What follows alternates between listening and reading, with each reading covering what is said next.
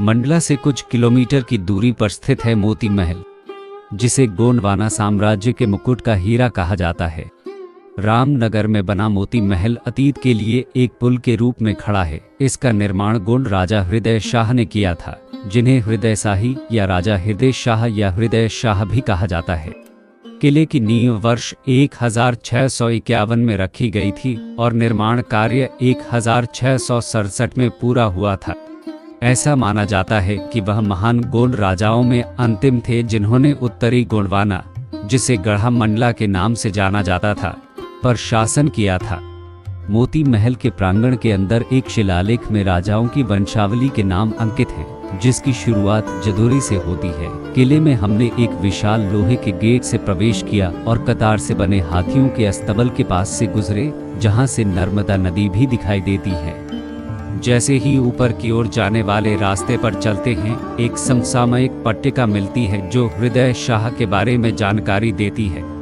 जैसे ही आप मोती महल वाले किले और महल के अंदर कदम रखते हैं, बीच में एक तालाब के साथ एक विशाल आयताकार प्रांगण है। जो तालाब अब सूखा है, वह कभी पानी से भरा रहा होगा। मोती महल के निर्माण पर मुगल वास्तुकला का प्रभाव मेहराबों और गुंबदों में दिखाई देता है। मोती महल किला एक 3 मंजिला संरचना है। वहां बालकनी भी है, जिससे नर्मदा नदी दिखाई देती है, जहां राजा और रानी ने आराम किया होगा और नर्मदा के बहते पानी के जादुई दृश्य का आनंद लिया होगा। सभी मंजिलों पर अलग अलग आकार के कमरे हैं और इनमें शाही शयन कक्ष, बैठक कक्ष, दरबार हॉल, नृत्य कक्ष और शाही रसोई शामिल हैं। यहाँ अद्भुत जल निकासी प्रणाली के अवशेष देखें। ऊपरी स्तर पर आंगन के केंद्र में स्थित तालाब से पानी एक झुके हुए रास्ते पर गुहाओं के माध्यम से नीचे बहता था और फिर इस पानी को किले के बाहर एक छोटे तालाब में भेज दिया जाता था, जहां इसे रेत की मदद से साफ किया जाता था। साफ पानी को फिर वापस नर्मदा नदी में छोड़ दिया जाता था। मोती महल में कई आश्चर्य हैं जो गलियारों की घुमावदार भूल भुलैया में आपको आश्चर्यचकित कर देंगे। एक प्रवेश द्वार आंगन से दूसरे आयताकार आंगन की ओर जाता है। यह प्रांगण किनारों से धनुषाकार द्वारों वाली संरचना से घिरा हुआ है। यह घोड़ों का अस्तबल था, जो शाही घोड़ों का घर था। घोड़े के अस्तबल का निर्माण आकर्षक तरीके से किया गया था। आंगन की ओर बने एक कमरे में पके हुए बासमती चावल की मीठी सुगंध आती है। वह कमरा शाही रसोई घर रहा होगा, जहां सदियों पहले चावल पकाया गया होगा।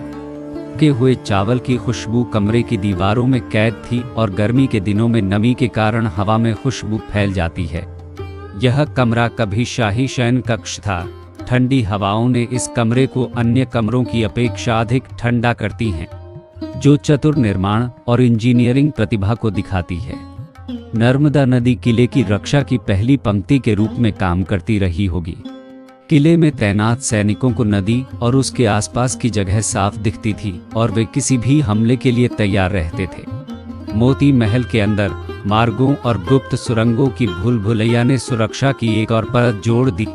मोती महल की मुख्य विशेषताओं में से सुरंगों और भूल भुलैयाओं का जटिल जाल और एक कालकोठरी है। कालकोठरी तक पहुंचने के लिए सिंगल फाइल वाली संकरी और खड़ी सीढ़ियों से उतरे, जिसमें अंधेरा था, जहां कैदियों को रखा जाता था।